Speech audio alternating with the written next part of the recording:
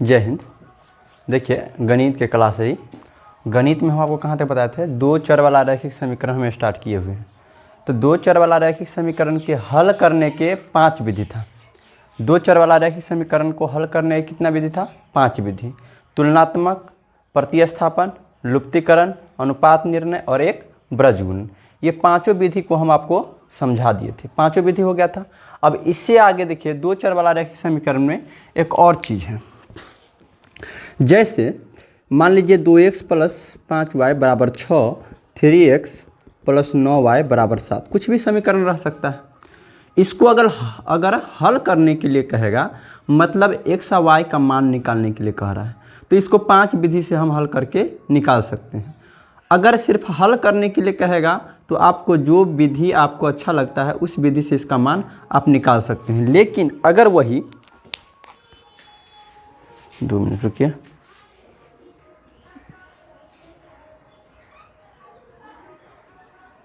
लेकिन अगर वही आपको कह देगा कि किसी विधि द्वारा कह देगा, तो उस विधि का प्रयोग करके हम इसका मान निकालेंगे।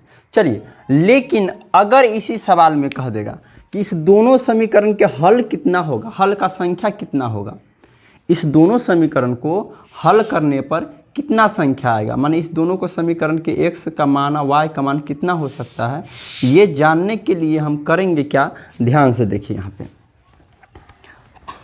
तो हम यहाँ पे लिखते हैं पहले टॉपिक, यहाँ पे हल होने की शर्त।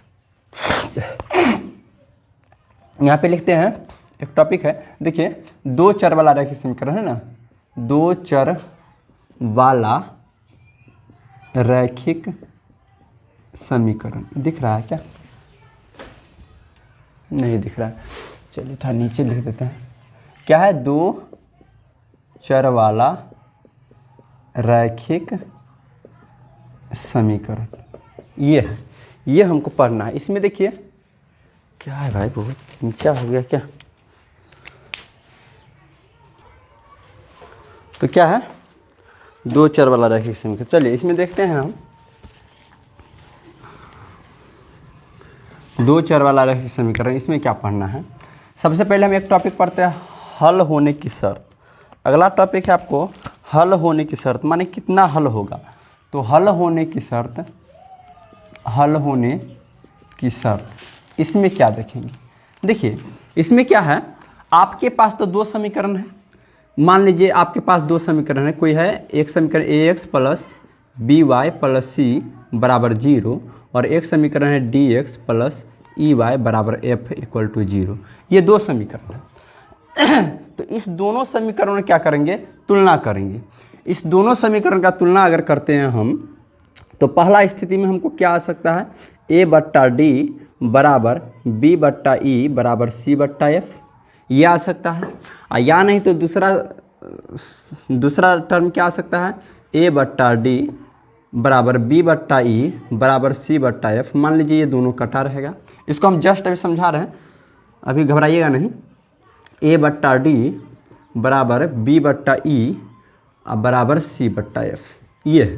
तीन टाइप की आ सकता है, या तो इसको बट्टा करेंगे, तीनों को अगर बट्टा करते हैं चर को छोड़ के, तो तीनों बराबर आ सकता है, या तीनों बराबर नहीं आ सकता है, या दो बराबर एक बराबर नहीं आ सकता है।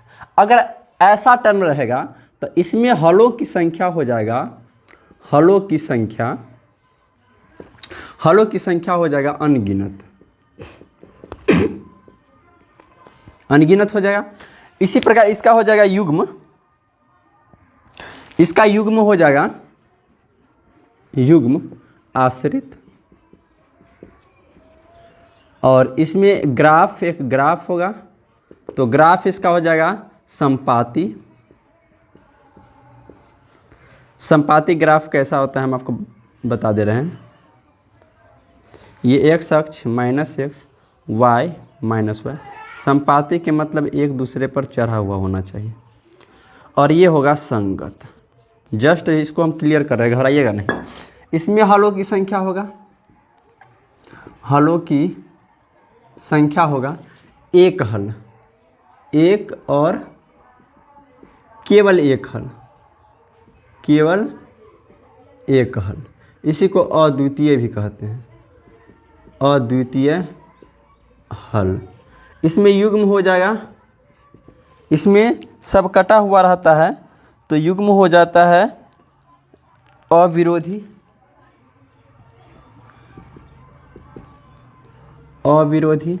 इसका ग्राफ देखिए कैसा होगा, इसका ग्राफ हो जाएगा प्रतिच्छेदी। प्रतिच्छेदी ग्राफ ऐसे होता है। घबराइए नहीं, अभी जस्ट हम आपको क्लियर कर रहे हैं। इसमें x minus x y minus y, ये हो गया। ये भी होता है संगत। अब इसमें होता है हलों की संख्या। हलों की संख्या, कोई हल नहीं, कोई हल नहीं। इसमें युग्म होगा आपको विरोधी। विरोधी। इसका ग्राफ होगा समांतर। समांतर ग्राफ इस टाइप से होता है, x minus x y minus y. ये अब इस बात को थोड़ा समझिए, इस बात को अब हमें समझना है। ये होता क्या है, क्या कहें, ये होता क्या है, ध्यान से देखिए। इसमें ये बात याद रखना है आपको। अगर आपके पास कोई दो समीकरण दे दे, कोई भी दो समीकरण आपको यदि दे दे, मान लीजिए हमारे पास समीकरण दे दिया, एग्जाम्पल हम लेते हैं, मान लीजिए समीकरण दे दिया 2x प्लस 3y बराबर 6, 3x प्लस 8y बराबर 9। समीकरण कुछ भी दे सकता है, समीकरण कुछ भी दे सकता है। तो यदि अगर पूछ देगा युगपत समीकरण, इस दोनों समीकरण में हल का संख्या कितना होगा, देखिए सवाल कैसे आपको रहेगा, सो आप ध्यान दीजिए। अगर आपको इसमें पूछ देगा कि इस दोनों समीकरण में हलों की संख्या बताएं, क्या बताएं, हलों की संख्या बताइए, या बताएं कि ये आश्रित है, विरोधी है या अविरोधी है। युग्म मतलब हलों की संख्या पूछे, या युग्म पूछे, या संगत और असंगत पूछे, या पूछे कि बिना ग्राफ खींचे बताएं कि इसका जो है ग्राफ प्रतिच्छेदी होगा या समांतर होगा या संपाती होगा। अगर इस टाइप का सवाल रहे, अगर इस टाइप का सवाल रहे, हल की संख्या पूछे, समीकरण तो रहेगा ही। समीकरण देखिए, इस समीकरण दे दिया, इसको क्या करना है, अगर सोझे अगर आपको समीकरण दे देता है, अगर सिर्फ आपको समीकरण दे देता है तो आप क्या कीजिएगा, उसको हल कीजिएगा कि हल की संख्या निकालिएगा, कि युग्म निकालिएगा, कि ग्राफ कीजिएगा, क्या कीजिएगा। तो उस सवाल में कह देता है, अगर हल कहेगा हल निकाले तो फिर 5 विधि में से किसी एक विधि का प्रयोग करके हम हल निकाल लेंगे। लेकिन अगर पूछ देगा कि हल की संख्या, इसमें से हल की संख्या पूछ दे, युग्म पूछ दे, ग्राफ कैसा है सो पूछ दे, और या संगत असंगत पूछ दे, वो इसका असंगत होता है,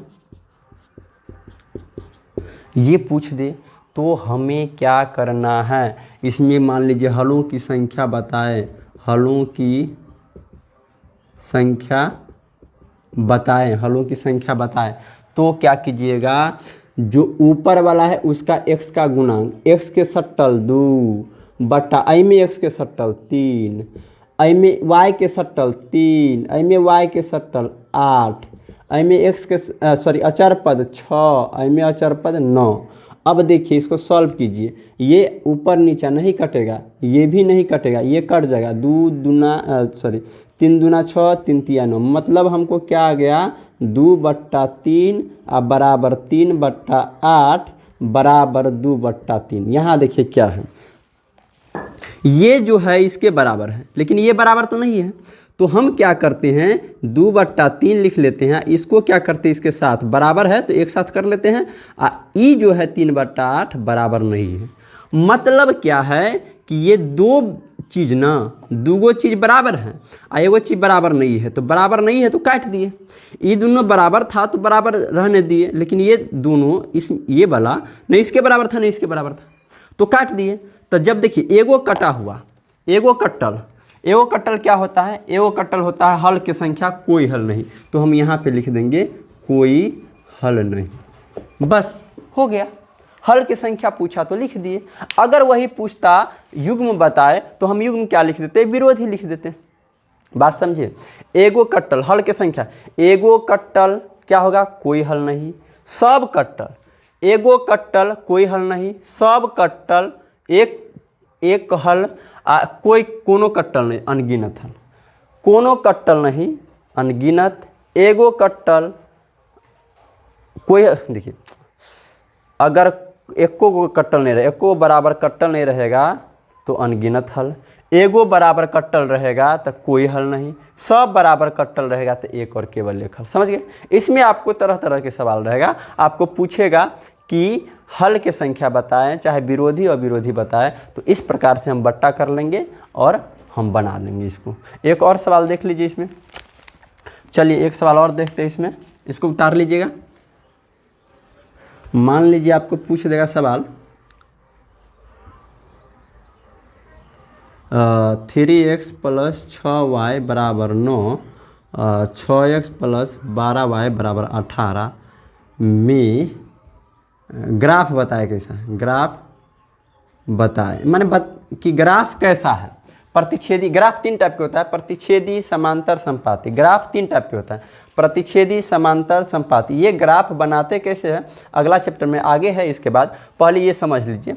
अगर इसमें पूछ दे ग्राफ बताएं, चाहे युग्म बताए, कुछ भी, तो क्या करना है, x के सट्टल 3, नीचे x के सट्टल 6 बराबर y के सट्टल, चिन्ह भी मायने रखता है, चिन्ह के साथ लिखिएगा। मान लीजिए यहाँ माइनस रहता ना, तो हम यहाँ माइनस और -12 लिखते हैं। यहाँ 9/18 हो गया। इसको काटेंगे 2 मरतबे, इसको काटेंगे 2 मरतबे, इसको काटेंगे 2 मरतबे, मतलब 1/2, यहाँ भी 1/2, यहाँ भी 1/2, सब बराबर। सब बराबर में हल कितने होता है, हल क्या होगा, अनगिनत। अगर हल पूछेगा तो क्या लिख देंगे, अनगिनत। लेकिन यहाँ ग्राफ पूछ रहा है तो इसका ग्राफ क्या होगा, संपाती। संपाती, इसका ग्राफ क्या होगा, संपाती। समझ गया।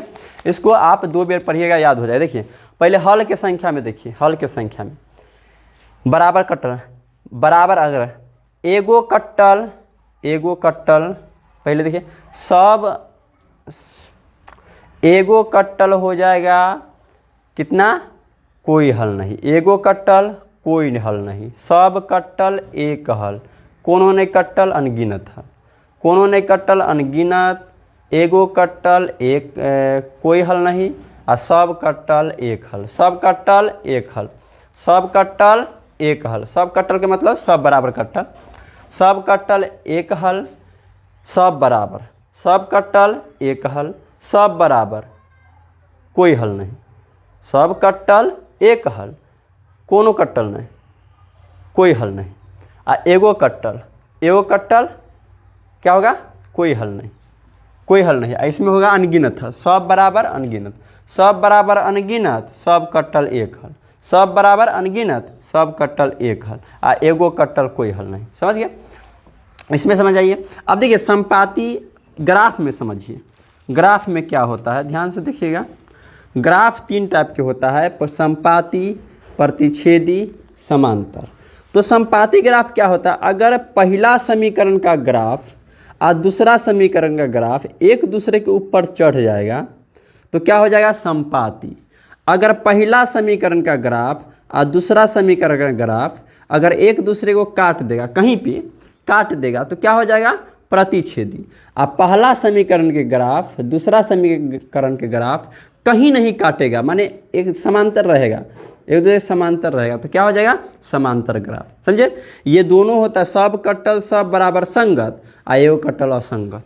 तो इस प्रकार से आपको ये नियम आपको याद रखना है। इस नियम को याद रखिएगा, सारा सवाल आपको बन जाएगा। अब इसके बाद हम देखते हैं साधित प्रश्नमाला। साधित प्रश्नमाला में देखते हैं एक एक करके सवाल कि क्या है। इसको मिटा देते हैं, नोट कर लीजिएगा इसको। कितना बार तो हटे थे ना प्रश्न। चलिए देखते हैं साधित प्रश्नमाला कि क्या है। साधित प्रश्नमाला में देखते हैं पहला सवाल। पहला सवाल देखते हैं कि, चलिए इस सवाल को देखते हैं।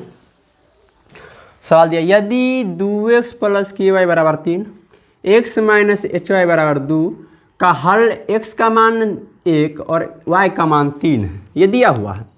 यानी कि ये दोनों समीकरण में x का मान 1 y का मान 3 है, तो हमको h और k का मान निकालना है। तो बउआ इस समीकरण में भी x का मान 1 y का मान 3, इस समीकरण में भी x का मान 1 y का मान 3, तो इसको हम क्या करेंगे, हल लिख देते हैं यहाँ पे।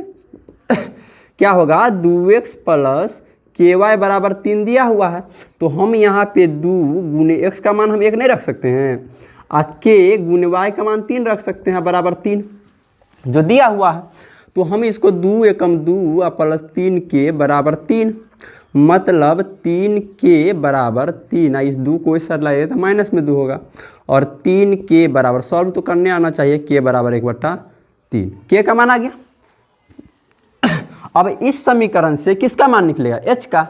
इसमें भी हम x का मान 1 और y का मान 3 रखेंगे। इस समीकरण में भी क्या है, समीकरण x माइनस एच वाई बराबर 2, हम क्या करेंगे, x के जगह पर 1 रख देंगे, x को हटा के, क्योंकि x का मान दिया हुआ है, और h और y को हटा करके 3 रख देंगे बराबर 2। सॉल्व करेंगे, 1 माइनस 3h बराबर 2, यानी कि माइनस 3h बराबर 2, और 1 को इस साइड लाएंगे तो -1, माइनस 3h बराबर 1, h बराबर कितना होगा, 1/-3। तो इस प्रकार से हमको क्या बन जाएगा ये सवाल। देखिए 2 समीकरण दिया हुआ है, उस दोनों समीकरण में x y का मान दिया हुआ है, तो हम क्या करेंगे, x y के मान रख करके हमको h और k का मान नॉर्मली चला आएगा। हो गया।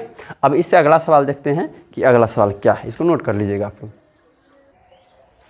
अब देखिए 2 नंबर सवाल, ये क्या है, कहता है एक घातीय समीकरण 2x प्लस y माइनस 8 है, यानी एगो समीकरण आपको दे दिया है ये वाला, इसको संतुष्ट करने वाले मान युग्मों के भुज और कोटि।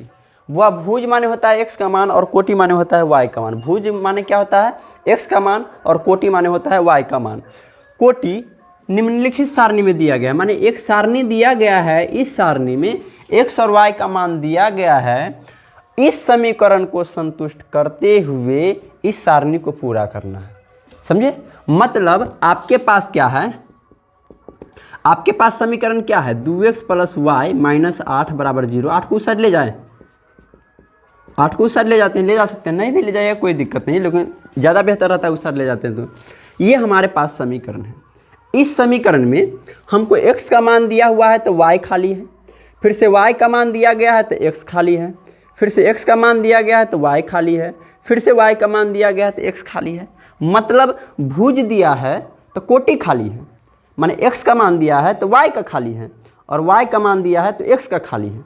तो कोई दिक्कत नहीं है, हमको एक मान तो दिया हुआ है ना, उसी मान से तो हम निकाल देंगे। अगर भुज दिया है तो कोटि निकाल लेंगे, और कोटि दिया है तो भुज निकाल लेंगे, कोई दिक्कत नहीं है। पहले हमको x का मान 0 दिया है तो x बराबर 0, चलिए इस समीकरण में x का मान 0 रख देंगे 2। अब वह यहाँ तो ऐसे 0 नहीं ना दे सकते हैं, बीच में तो चिन्ह देना होगा, तो गुना का चिन्ह देंगे, प्लस y बराबर 8।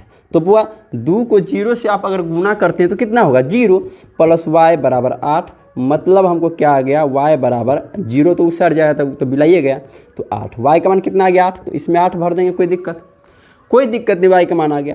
फिर से यही समीकरण में 2x प्लस वाई बराबर 8 में ही ये भी ले सकते हैं, लेकिन इसको सजा लिए इस साइड करके, इसमें ही अब y का मान 10 दिया हुआ है। पहले x का मान दिया था तो y निकला कि नहीं, अब y का मान दिया हुआ है तो x निकलेगा सॉल्व करने पर। तो 2x प्लस y के जगह पर क्या दे देंगे, 10 बराबर 8, 2x बराबर 8 माइनस 10, मतलब क्या हो गया, 2x बराबर -2। सॉल्व करने आना चाहिए बुआ, अगर सॉल्व भी नहीं करने आता है तो फिर आप क्या पढ़ रहे हैं, -1, तो यहाँ पे लिख देंगे -1, कोई दिक्कत नहीं है।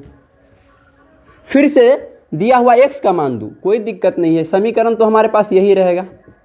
अब x का मान दिया हुआ है 2, तो कोई दिक्कत नहीं है, 2 सॉल्व कर देंगे, 2 गुने x का मान 2 प्लस y बराबर 8, यहाँ पे सॉल्व कर देंगे, 2 दूना 4 प्लस y बराबर 8, मतलब y बराबर 8, 4 को इस साइड ला जाएंगे तो माइनस में, y बराबर 4, y का मान कितना आ गया, 4 आ गया। फिर से इसी समीकरण में, समीकरण तो एक ही दिया हुआ है ना, अब y का मान 6 दिया हुआ है, तो कोई दिक्कत नहीं, y का मान 6 रख देंगे, 2x प्लस y को हटा करके 6 रख देंगे बराबर 8, 2x बराबर 8 माइनस 6, दो एक्स बराबर कितना हो जाएगा, 2 एक्स बराबर ये 2 आई 2 नीचे आएगा तो 1 हो जाएगा, एक्स का मान 1, तो 1 भर देंगे हम। तो इस प्रकार से आपको अगर भुज दिया रहेगा तो कोटि निकल जाएगा, और कोटि दिया रहेगा तो क्या निकल जाएगा, भुज निकल जाएगा। अब अगला सवाल देखते हैं, इसमें इसको नोट कर लीजिएगा आप लोग। ये सवाल देखिए क्या है, कहता है प्राकृत संख्याओं के समुच्चय में, मतलब हमको समुच्चय रखना क्या है, माने हमको मान जो है किस में रखना है, प्राकृत संख्या के समुच्चय में समीकरण 2x + 3y = 11 के हल लिखे। ये बात समझिए, हम आपको शुरू वाला चैप्टर में जब चैप्टर शुरू किए थे उसी समय बताए थे कि x + y = 9 है, तो x का मान 1 2 3 4 5 6 7 8 9 10 कुछ भी रख सकते हैं। मतलब x का मान अगर हम अनगिनत रखते हैं तो y का मान अनगिनत आता है। यानी इसका अगर हल पूछता है कि x + y = 9 का हल कितना होता है, तो हम क्या कहते हैं, अनगिनत हल। लेकिन यहाँ पे सवाल कह रहा है कि समीकरण तो ये दिया हुआ है, इस समीकरण को हल निकालना है। मतलब x का मान अपना मान से रखना है और y का मान आएगा। तो क्या इस सवाल के लिए x का मान अपना मान से कुछ भी रख सकते हैं, 1 2 3 4 5 6 7 8 9 10 कुछ भी रख सकते हैं? तो आप क्या कहिएगा, नहीं। क्यों? क्योंकि बउआ यहाँ पे सवाल कह रहा है प्राकृत संख्या के समुच्चय, मतलब x का मान हमको प्राकृत संख्या में ही रखना है और y का मान प्राकृत संख्या में ही आना चाहिए। मतलब ये जो समीकरण है ना, बात को समझिए, 2x + 3y = 11, इस समीकरण के x का मान आप अनगिनत प्राकृत संख्या में ही रखना है। x का मान प्राकृत संख्या क्या होता है, 1 2 3 4 5 6 अनंत तक, बट्टा में नहीं आना चाहिए, दशमलव में नहीं आना चाहिए। मतलब x का मान आप वही रखिए कि y का मान भी प्राकृत में ही आना चाहिए। x का मान आप फ्री है, 1 से अनंत तक रख सकते हैं, लेकिन आप ये भी देखना होगा कि x का मान हम वही रखें कि y का मान भी प्राकृत में आना चाहिए, बट्टा में नहीं होना चाहिए। मतलब मान लीजिए हम x का मान अगर 1 रखते हैं, यहाँ पे अगर मान लीजिए यहाँ पे x का मान 1 रखते हैं, x बराबर 1 रखते हैं, तो 2 × 1 + 3y = 11, 2 + 3y = 11, 3y = 11 - 2, 3y = 9, y = 3। मतलब x का मान 1 रखे तो y का मान 3 आया। मतलब ये भी प्राकृत तो रख सकते हैं।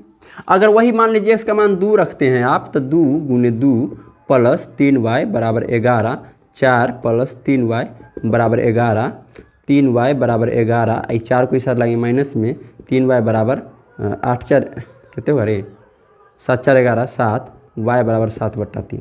तो यहाँ x का मान 2 रखे, प्राकृत सही है, लेकिन y का मान भी तो प्राकृत कह रहा है ना सवाल, y का मान भी प्राकृत आना चाहिए, जबकि बट्टा में आ गया तो x का मान 2 नहीं रख सकते इस सवाल के लिए।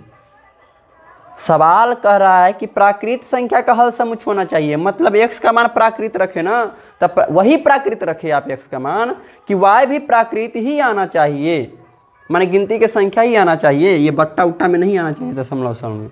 बात समझे? तो 2 नहीं रख सकते हैं आप, तो इसमें 2 3 को रख के बता दें। x = 1 तो रख देंगे क्योंकि है इसका मान। तो चलिए हम क्या करते हैं, x = 1 रखते हैं, तो समीकरण तो भाई वही रहेगा ना। समीकरण पहले नोट कर देते हैं। यहाँ पे 2 × x का मान 1 + 3y = 11, यहाँ पे 2 + 3y = 11, 2 को 1 से गुना कीजिए, यहाँ पे 3y = 11, ये 2 इस साइड आएगा तो माइनस में 2 हो जाएगा, और 3y = 9, मतलब y बराबर क्या आ जाएगा, 9/3, मतलब y के मान कितना आ गया, 3। हम अगर x का मान 1 रखें तो y का मान कितना आ गया, 3। ये प्राकृत संख्या का हल समुच्चय। 2 नहीं रख सकते हैं, अभी ये जाँचे हैं कि 2 में बट्टा में आ जाता है। 3 देखते हैं जाँच के, तो इसी समीकरण में रख के देखेंगे। 3 रखते हैं तो 2 तिहाई 6, और 6 11 में 6 गया तो 5। बात समझिए, 2 तिहाई 6, इस 6 को उस साइड ले जाएंगे तो 2 तिहाई 6, 11 में 6 गया तो 5, मतलब 5/3 आ जाएगा। तो आप 3 भी नहीं रख सकते हैं क्योंकि क्या आता है बट्टा में। तो 4 रख के देखते हैं, तो 4 दूना 8, 8 11 में 60 गया तो 3, 3/3 1 हो जाता है। तो यहाँ हम 4 रख सकते हैं। x बराबर कितना रख देंगे, 4। तो समीकरण तो हमको नोट करना ही पड़ेगा। तो चलिए यहाँ पे 2 × 4 + 3y = 11, और यहाँ क्या हो जाएगा 8, गुना कर दिए, 3y बराबर 11, मतलब हमारे पास 3y बराबर 11 माइनस ही जाएगा इस साइड तो माइनस में हो जाएगा, 3y बराबर 3, y का मान कितना आ गया 3/3, हमको y का मान कितना आ गया 1, मतलब 4 रखे तो 1 आ गया, 4 रखे तो y का मान कितना आ गया 1 आ गया। इसी प्रकार से हम प्राकृत संख्या में ही हल रखेंगे, तो 1 2 3 को रख के आप छोड़ दीजिएगा, समझे ना। तो इस प्रकार से प्राकृत संख्या का लास्ट में लिख देंगे, इसीलिए प्राकृत संख्या का हल समुच्चय, प्राकृत संख्या का हल समुच्चय बराबर 1 रखे तो कितना आया था 3 और 4 रखे तो 1 आ गया और आएगा, इसलिए डॉट डॉट दीजिए। बात समझिए। अगला सवाल देखिए, चलिए बात को समझते जाइए। देखिए इस सवाल को देखिए क्या कहता है। कहता है यदि a बराबर इतना, a का मान दिया है 1 2 3 4, x का मान a में से ही होना चाहिए, y का मान भी a में से ही होना चाहिए, और इस समीकरण का हल समुच्चय निकालना है। मतलब आपके पास समीकरण है x + y बराबर 6, तो इसमें x का मान कुछ भी नहीं रख सकते हैं, x का मान या y का मान कुछ भी नहीं रख सकते हैं। इसका हल समुच्चय निकालना है, x का वही मान रखिए जो a में उपस्थित है, क्योंकि सवाल में दे रखा है कि x बिलोंग्स करता है, माने x बिलोंग्स का चिन्ह है, x a में से ही होना चाहिए और y भी a में से ही होना चाहिए। बात को समझिए। कहता है x का मान आपको या तो 1 रखना है, या तो 2 रखना है, या तो 3 रखना है, या तो 4 रखना है, इससे ज़्यादा नहीं रख सकते। x का मान या तो 1 रखे, 2 रखे, 3 रखे, 4 रखे तो रखना है। उसके बाद इसमें से भी पूरा नहीं रख सकते हैं, क्योंकि x का मान अगर इसमें से रखते हैं तो y का जो मान आना चाहिए ना, सो इसी में से आना चाहिए। बात को नहीं समझे। मतलब आप x का मान 1 2 3 4 रखिए, तो y का मान सॉल्व करके भी या तो 1 आना चाहिए, या तो 2, या तो 3, या तो 4। उसके अलावा यदि कोई और आता है तो फिर आप वो मान रखिएगा ही नहीं x का मान। देखिए यहाँ पे मान लीजिए हम x का मान अगर 1 रखते हैं यहाँ पे, तो हमारे पास समीकरण x + y बराबर 6, तो x के जगह पर 1 + y बराबर 6, यहाँ पे y बराबर 1 उस साइड जाएगा तो कितने होगा 6 - 1 y बराबर 5। देखिए यहाँ हम x का मान 1 रखें ना तो y का 5 आया, जो इसमें है ही नहीं, तो हम x का मान 1 नहीं रख सकते हैं, क्योंकि y का मान इसमें से नहीं आया, समझे। x का मान हमको रखना है इसी में से, लेकिन ये भी देखना होगा कि y का मान भी आना चाहिए इसी में से। तो ये नहीं आया तो ये नहीं रखेंगे, x का मान 1 नहीं रखेंगे, समझे। तो 2 रख के देखते हैं, ये नहीं रखेंगे, मिटा देते हैं। तो x का मान हम कितना रख के देखते हैं 2 रख के देखते हैं। तो समीकरण हमारे पास कितना है x + y बराबर 6, यहाँ पे 2 रख दिए + y बराबर 6, यहाँ पे y 2 को उस साइड ले जाएंगे तो माइनस में हो जाएगा 2, यानी कि y बराबर 4। तो ये हो जाएगा 2 और 4, क्योंकि x का मान 2 रखे इसी में से और y का मान भी 4 आया इसी में से आया। x का मान हम 3 रख के देखते हैं, x का मान कितना रख देते हैं 3, तो हमारे पास समीकरण जो है वो लिख देंगे। आप सॉल्व करेंगे, यहाँ पे 3 + y बराबर 6, मतलब y बराबर 6 3 नहीं बोला है तो माइनस में y बराबर 3, मतलब 3 रखे तो 3 आया। देखिए इसी में से रखे इसी में से आया, कोई दिक्कत नहीं, हो गया। सवाल जो कहता है वो संतुष्ट है। x का मान रखेंगे 4, उसके बाद समीकरण हमारे पास x + y बराबर 6, तो 4 + y बराबर 6, y बराबर 6 आई 4 इस साइड जाएगा माइनस में हो जाएगा y बराबर 2, मतलब 4 रखे तो 2, मतलब हम उसी में से रखे हैं इसी में से 4 रखे, और मान भी y का आया इसी में से आएगा। तो यही हल समुच्चय हो गया हमारे पास। हल समुच्चय क्या हो गया, हल समुच्चय क्या हो गया, 2 रखे तो 4 आया था, 3 रखे तो 3 आया था, 4 रखे तो 2 आया था। ये हो गया हमारा हल समुच्चय। हो गया क्लियर। अगला सवाल देखिए। देखिए इसको नोट करते जाइएगा, आप लोग बात को समझते जाइए, नोट करते जाइए। देखिए ये सवाल आ गया, समीकरण इतना इतना, इस दोनों का हल निकालना है बुआ। हल निकालना है मतलब x और y का मान निकालना है, कोई दिक्कत नहीं है। आपको x और y का मान निकालने के लिए हम 5 विधि बताए थे आपको। x और y का मान निकालने के लिए 5 विधि बताए थे। उस 5 विधि में से जो आपको पसंद था, जो बढ़िया लगा था, उससे इसका मान निकाल दीजिए। जो आपको विधि अच्छा लगा था इसमें तो ये तो नहीं ना कह रहा है कि लुप्तीकरण से निकाले या प्रतिस्थापन से निकाले या ब्रजगुणन से निकाले या अनुपात निर्णय से निकाले, किसी भी विधि द्वारा नहीं कह रहा है। हमको सिर्फ कह रहा है हल निकाले, हल निकाले। तो भाई हमको हल निकालने के लिए कह रहा है तो कोई दिक्कत नहीं है, हम निकाल देंगे किसी विधि द्वारा, जो आपको अच्छा लगता है वो विधि द्वारा निकाल दीजिए। तो हमको अच्छा लगता है लुप्तीकरण विधि, तो लुप्तीकरण विधि से हम निकाल देते हैं। यहाँ लिख देते हैं लुप्तीकरण विधि से, लुप्तीकरण विधि। याद कीजिए लुप्तीकरण विधि कैसे बनता है। लुप्तीकरण विधि से अगर निकाल, चलिए सवाल देखते हैं। क्या था, 8x + 5y = 9। वह ऊपर से क्या कट गया था। चलिए ये सवाल देखते हैं क्या है। अब देखिए इसको कहता है 8x + 5y = 9, 3x + 2y = 4 के हल निकाले। वो हल निकालने के लिए कह रहा है तो आपके पास 5 विधि है, 5 विधि। उस पांचों विधि में से जो आपको बढ़िया, जो पसंद है, जो उस विधि से निकाल सकते हैं। जो विधि आपको अच्छा लगता है उस विधि से आप इस क्या कर सकते हैं, पांचों विधि में से इस सवाल को किसी विधि द्वारा हल कर सकते हैं। तो चलिए हमको लुप्तीकरण बढ़िया लगता है, लुप्तीकरण से निकाल देते हैं। चलिए लुप्तीकरण में आपको नियम याद होना चाहिए, किस टाइप से हम निकालते हैं हल। तो लुप्तीकरण में जो दो समीकरण है, इस समीकरण को ऊपर नीचा लिख दीजिएगा, समझे, एगो को ऊपर एगो को नीचा। उसके बाद इस समीकरण को 1 मान लीजिएगा, इसको 2 मान लीजिएगा। अब उसके बाद इसमें किसी एक चर को लुप्त करना है, बिलाना है। तो लुप्त करने के लिए क्या कीजिए, जो y के यहाँ सट्टल है यहाँ गुना कर दीजिए, आई में y सट्टल है इसको यहाँ गुना कर दीजिए। यहाँ पे जो y का सटा हुआ है चिन्ह मायने नहीं रखता है, यहाँ पे जो y का सट्टल है आई में गुना कर दीजिए, आई में जो y के सट्टल है इसमें गुना, माने y के छोड़ के जे इसमें सट्टल है कुछ भी। अगर पहाड़ सट्टल है तो पहाड़ को गुना कर देंगे, अगर आदमी सट्टल है तो आदमी को गुना करें। मतलब y में जो सट्टल है उसको इसमें और इसको इसमें गुना कर दीजिए। जब कीजिए 2 8 दूना कितना हो जाएगा 16x, 5 दूना कितना हो जाएगा 10y, 9 दूना 18। यहाँ करेंगे तो 5 तिया 15x और 2 पंच 10y = 20। अब घेर देंगे ये 10y 10y, एक रंग तो हो गया। अभी लुप्त नहीं होगा। लुप्त होने के लिए कहता है कि भाई हमारा एगो प्लस हो के चाहे एगो माइनस, तो अब लुप्त होंगे, समझे। यहाँ दोनों प्लस है तो लुप्त नहीं होगा, या दोनों माइनस है तो लुप्त नहीं होगा। ये कहेगा कि हम अभी लुप्त नहीं होंगे, हम लुप्त अभी नहीं होबो, हमरा की करा तू चिन्ह बदला। तो ई प्लस में है तो इसको माइनस कर देंगे, प्लस में है तो क्या कर देंगे, माइनस कर देंगे। चिन्ह बदल दिए, अब तो एगो प्लस में एगो माइनस में हो गया।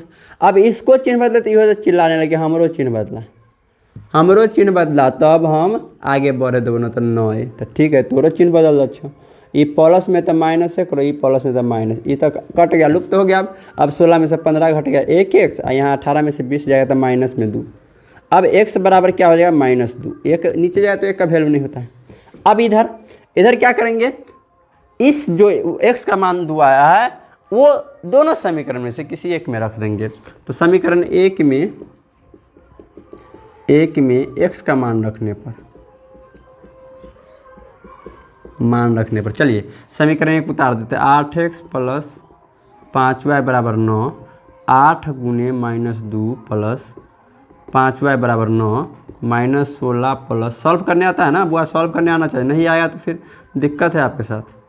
9 16 उस सर जाएगा तो 16 प्लस में हो जाएगा, 5y = 25, y = 25/5। इतना तो उम्मीद हम रख ही सकते हैं। इसीलिए हल बराबर क्या हो जाएगा, x का मान आ गया -2 और y का मान आ गया 5, हो गया हल हमारा, हो गया। अगला सवाल देखिए, इसको नोट कर लीजिएगा।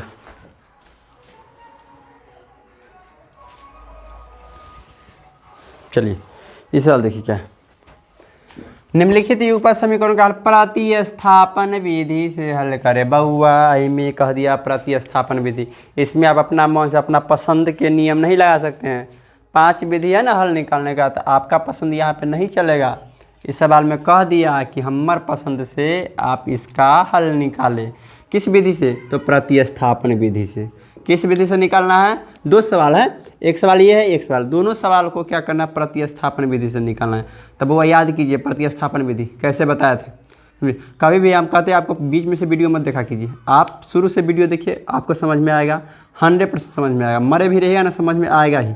अगर बीच में से देखते हैं तो उसका गारंटी नहीं लेते। कोई कैसे समझ सकता है भाई, बीच में समझिए तो। चलिए देखिए, अब इसको क्या करना, हम बना रहे हैं हल। पहला सवाल देखिए, प्रतिस्थापन। आपके पास सवाल क्या है, 2u प्लस 0.3 भी बराबर 1.3 और एक समीकरण है 0.4u प्लस 0.5 भी बराबर 2.3। एक झंझट बचा है, क्या होता है मालूम है, दशमलव रहता है तो बड़ा झंझट होता है। प्रतिस्थापन क्या होता है, प्रतिस्थापन विधि में क्या होता है, दोनों समीकरण में से किसी समीकरण को उठा करके हम क्या करते हैं, एगो चर के मान निकाल लेते हैं। मतलब u भी वाला है, चाहे x y वाला रहे, चाहे a b वाला रहे, किसी भी चीज़ वाला रहे। तो मान लीजिए x y वाला रहे तो x का मान निकाल लेंगे, चाहे y के, u भी वाला है तो u के निकाले, चाहे v के निकाल लीजिए। तो इसमें क्या है, हमको इस समीकरण में से चाहे i समीकरण में से हमको u का मान निकाल लेना है, चाहे v के u निकालिए, ज़्यादातर u अच्छा रहता है। तो करना क्या है, एक से झंझट दे दिया है, दशमलव दे दिया है, झंझट है। तो चलिए पहले दशमलव में क्या करते हैं, दशमलव को हम हटा ही देते हैं। 0.2u है ना तो इसको 2u लिख देते हैं, आई 3 भी है ना तो इसको 0.3 तो 3 भी लिख देते हैं, 1.3 को 13 लिख देते हैं। कहिए सर कैसे किए, तो बउआ यहाँ पे 0.2u प्लस 0.3 भी बराबर 1.3 है। तो दशमलव के बाद एगो अंक कहूँ में है तो बट्टा 10, एगो अंक कहूँ में है तो बट्टा 10, एगो अंक कहूँ में है तो बट्टा 10। ये 10 एक साइड से कॉमन ले सकते हैं, अब बच गया 2u 3 भी बराबर 13/10। ये 10 से 10 कट गया, बच गया ना ये वाला बात। तो इसमें आपको इतना झंझट नहीं करना है, देखना क्या है कि दशमलव के बाद एगो अंक में, दशमलव के बाद एगो अंक में, दशमलव के बाद एगो अंक, माने सब में होना चाहिए दशमलव के बाद एक एगो अंक। सभी पद में दशमलव के बाद एक ही अंक होना चाहिए, तो दशमलव को हटा सकते हैं। तो यहाँ 2u 3 भी 13 लिख दिया, हो गया। अब ये समीकरण 1 हो गया। फिर से इसको भी आप क्या कर सकते हैं, 4u प्लस 5 भी बराबर 23 लिख सकते हैं, कोई दिक्कत नहीं है। इसको दशमलव झंझट हम खत्म कर लिए। अब झंझट खत्म कर लिए तो आप बनाएंगे, तो बनाएंगे कैसे, तो समीकरण 1 से क्या करते हैं, हम u का मान निकाल लेते हैं, वही u का मान इसमें रख देंगे। प्रतिस्थापन यही ना नियम कहता है, आप जाके पिछला वीडियो देखिए। चलिए तो यहाँ लिखेंगे समीकरण 1 को हल करने पर, समीकरण 1 भाग कहाँ गया, 1 को हल करने पर देखिए हम जो बोलते हैं ना उस पर ज़्यादा ध्यान रखिए, क्योंकि लिखा हुआ नहीं समझ में आएगा आपको।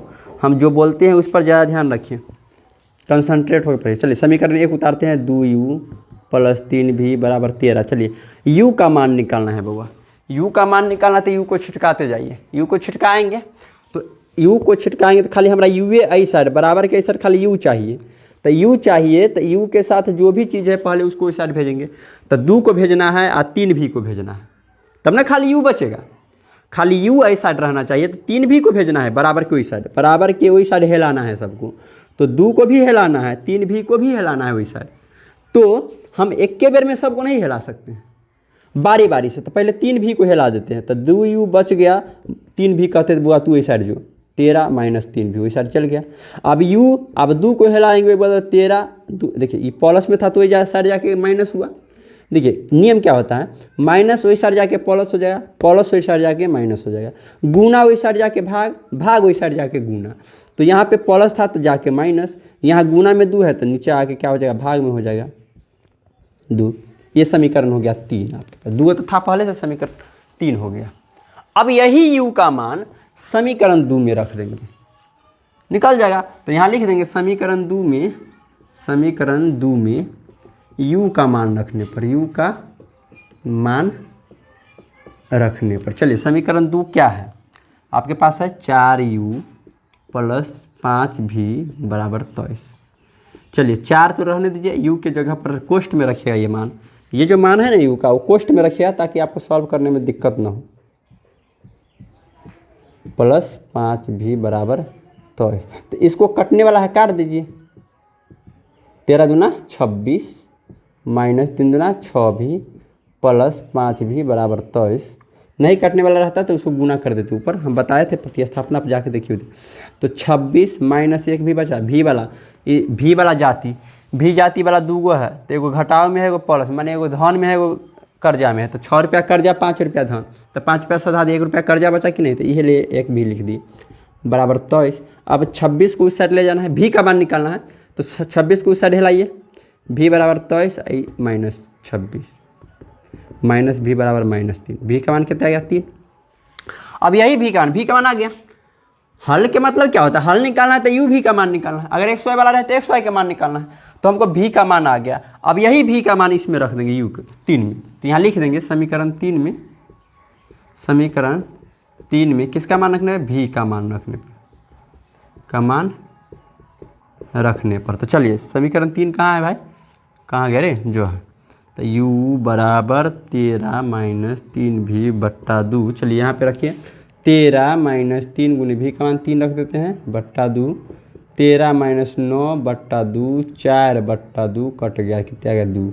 हल हमारे पास कितना आ गया, u का मान आ गया 2 और v का मान 3। बस हो गया, इसको नोट कर लीजिएगा। दूसरा सवाल देखते हैं।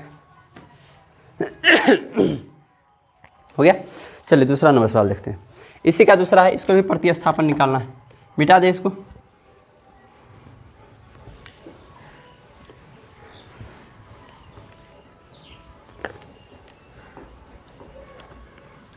चलिए दूसरा नंबर सवाल देखते हैं। दूसरा का हल निकालते हैं कैसे होगा। चलिए सभी सवाल क्या है, √2r वाला है, कोई दिक्कत नहीं है, RST कुछ भी दे सकता है। एक है ये वाला √8s, प्रतिस्थापन से ही निकालना है। किसी भी समीकरण को 5 विधि से निकाल सकते हैं, तो इनमें कह दिया प्रतिस्थापन नहीं, इसलिए हम प्रतिस्थापन ही निकालते हैं। चलिए इसमें तो दशमलव नहीं है, तो इसमें चलिए समीकरण 1 को हल करते हैं। समीकरण 1 को हल करने पर कर दीजिए बुआ, √2r प्लस √3s बराबर 0, माने r का मान निकालना है। तो r को मान निकालना है, तो r यानी कि r को इसको उस साइड हिलाना है और √2 को हिलाना है। तो चलिए √2r बराबर उस साइड ले जाइए 0 - √3s, तो √2r यहाँ पे -√3s, मतलब r के मान आ गया माइनस में √3s बट्टा √2। ये r का मान आ गया, कोई दिक्कत। ये समीकरण 3 हो गया। अब यही r का मान 2 में रख देंगे, तो यहाँ लिख देंगे समीकरण 2 में किसका मान रखने पर, r का मान रखने पर। चलिए समीकरण 2 है √3r - √8s = 0। चलिए यहाँ पे √3r के जगह पर क्या रख देना है, ये वाला बात, तो कोष्ट में रखिए, ज़्यादा बेहतर रहेगा, सॉल्व करने में दिक्कत नहीं होगा। √2 यही ना है, और -√8s = 0। देखिए √3 गुना होगा क्या होगा, 3 होगा, तो माइनस में 3s बट्टा √2, माइनस में √8s बट्टा कुछ नहीं तो 1 बराबर 0। चलिए इसको बट्टा पर के जोड़ कीजिए, तो √2 और 1 के लघुत्तम कितने होगा, √2। यहाँ पे 3s माइनस, देखिए √2 को √8 से गुना करते हैं आप, √2 को अगर √8 से गुना करते हैं तो √16 और 16 के वर्गमूल 2 होता है, तो हम यहाँ पे 2s लिख देंगे बराबर 0। तिरछा गुना कीजिए तो 3 ये कितने होगा, 5s होगा, और बराबर √2 गुना होगा तो 0, मतलब s = 0 बट्टा -5 मतलब 0। s का मान कितना आया, 0। अब यही s का मान किस में रख देंगे, इसमें रख देंगे समीकरण 3 में, तो यहाँ लिख देंगे समीकरण 3 में s का मान रखने पर, हम बोलते हैं उस पर ध्यान दीजिए ज़्यादा, हम बराबर करते हैं आपको, -√3s बट्टा 2 माइनस √3x के मान 0 है बट्टा 2, मतलब 0 आ गया। इसीलिए हल हमारे पास क्या आ गया, r का मान आ गया 0 और s का मान भी क्या आ गया, 0 हो गया। अगला सवाल देखें।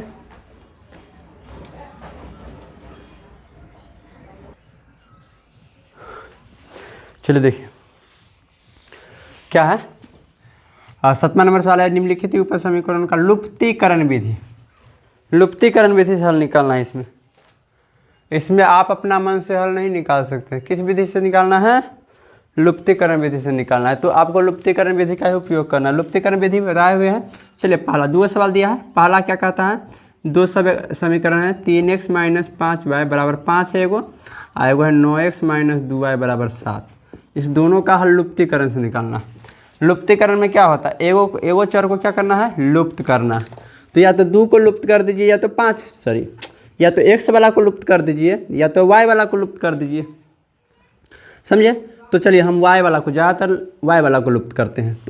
y में इसमें जो सट्टल है इसमें गुना कर दीजिए, चिन्ह हम बोले थे नहीं होता है, इसमें y में जो सटल है इसमें गुना कर दीजिए, हो गया, कोई दिक्कत। चलिए अब यहाँ पे क्या करेंगे, 3 को 2 से गुना करेंगे, 6 सब पद में होता है, तीनों पद में, 5 दूना 10y बराबर 10, यहाँ पे 9 पचे 45x 10y बराबर 35, हो गया। ये 2 समीकरण हो गया। अब घेर देते हैं, ये भी माइनस ये भी माइनस, क्या अभी लुप्त हो जाएगा? नहीं होगा, ये दोनों अभी लुप्त नहीं होगा। क्या कहेगा, हमर चिन्ह बदला, नीचे वाला के चिन्ह बदला, तो चल माइनस हो तो प्लस दे दिए, तो ये दोनों चिल्लाएगा हमरो चिन्ह बदला, तो ये भी प्लस में माइनस, ये भी प्लस में माइनस, आप तो लुप्त हो गया।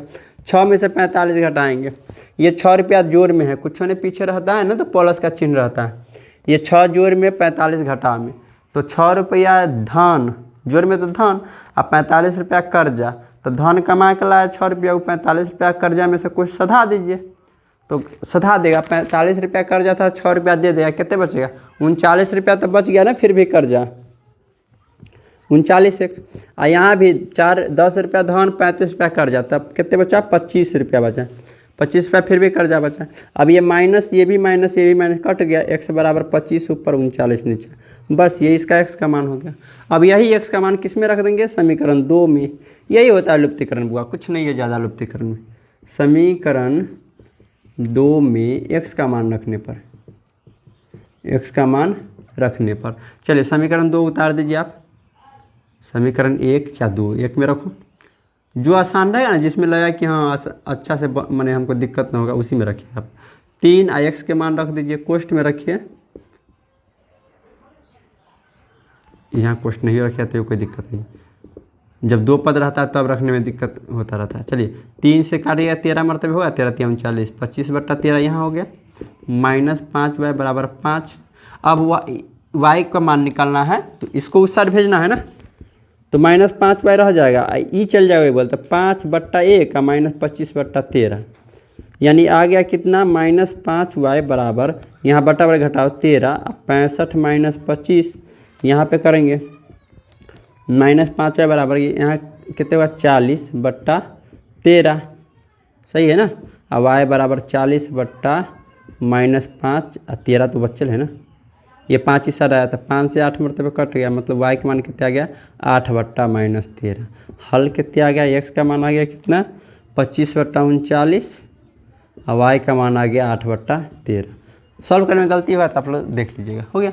अब दूसरा सवाल इसका देखते हैं, इसको नोट कर लीजिएगा।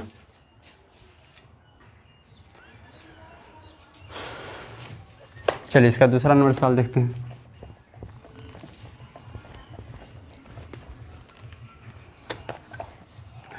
दूसरा नंबर प्रश्न क्या है? x/2 + 2y/3 + 1 बराबर 0। देखिए एक को उस साइड ले जाए, एक को उस साइड ले जाते हैं, क्या इसको इस साइड ले जाते हैं, झंझटे खत्म रहेगा। x - y/3, ये 3 को इस साइड, इस समीकरण 1, इस समीकरण 2, इसमें गुना, इसमें y में क्या सटा हुआ है? y में कुछ नहीं, तो यहाँ 1 रहता है, तो इसमें y में सटल है 1, और नीचे भी इसको थोड़ी छोड़ना है, सिर्फ यहाँ पे y ये बचना चाहिए, बाकी बात जो भी इसमें सटा है, तो 1/3 इसमें सटा हुआ है, तो 1/3 इसमें कर देंगे, और यहाँ पे 2/3 सटा हुआ है, तो 2/3 इसमें कर देंगे गुना। आप कर देंगे गुना, x को आप गुना कीजिए 1 से, तो x को 1 से गुना कीजिए तो x, और /2 को 3 से, तो 3 6, यहाँ 2y को 1 से तो 2y, और 3 को 3 से तो 9, और यहाँ -1 को 1 से तो 1/3। यहाँ भी करेंगे x को 2/3 से, तो 2x/3 यहाँ आ गया, और माइनस यहाँ 1y/3 को इससे करें 2y/9 बराबर 6/3, 3 दूना 6/3। अब इसको घेर देना है, ये प्लस में माइनस है, अब लुप्त हो जाए, ई में दिक्कत नहीं होगा। कब चिल्लाता है? जब दोनों एक के रंग के चिन्ह होता है, तब कहता है चिन्ह बदलने के लिए, लेकिन यहाँ तो एगो प्लस में एगो माइनस में है ही, तो चिन्ह बदल लुप्त कर देंगे, कोई दिक्कत नहीं। अब यहाँ देखिए अंक था तो जोड़ घटाव कर लेते थे, लेकिन यहाँ तो x वाला है, तो इसको ऐसे नहीं जोड़ सकते हैं, 2 3x/6 3 9, ऐसे आप नहीं जोड़िएगा, इसको बट्टा पर के जोड़ कीजिएगा। x/6 यहाँ है 2x/3, यहाँ भी -1/3 + 6/3। चलिए इधर बट्टा पर के जोड़ किया तो 6 3 का लघुत्तम 6x, + 3 दूना 2 दूना 4x बराबर, इधर करिएगा तो 3 - 1 + 6, इधर हो जाएगा, दिख रहा है ना, चलिए एक स्टेप और देखिएगा, 4x और 1x कितने होगा 5x/6 और यहाँ 5/3। अब यहाँ पे तिरछा गुना कर दीजिएगा, यहाँ पे तिरछा गुना कीजिए तो कितने होगा 5x को 3 से कीजिए तो कितने होगा 15x। नीचे ही लिखेगा, मेरे पास जगह नहीं था इसलिए हम ऊपर चले गए। 6×5 = 30, यहाँ x बराबर 30/15, 2 मरतबे कट गया, x का मान 2 आ गया, हो गया।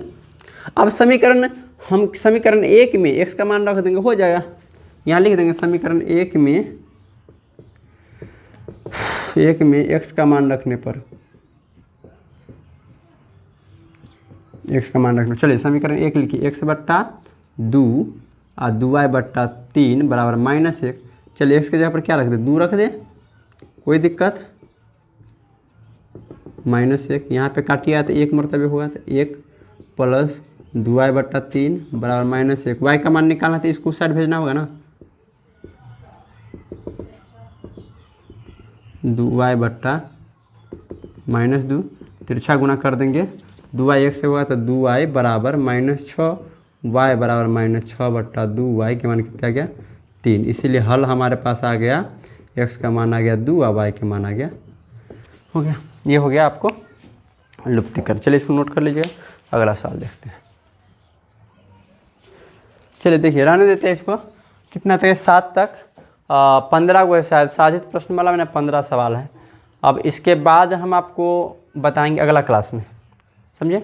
उतना बहुत लंबा वीडियो हो जाएगा, तो इसको देखने में आप बोर हो जाएगा, समझे। तो इसको आप क्या करना है, आपको अच्छे से बना लेना है। एक बार वीडियो देख करके फिर से आप बुक उल्टा करके और अपने से बनाने का कोशिश कीजिएगा, बन जाएगा, बहुत अच्छा रहेगा, समझ गया।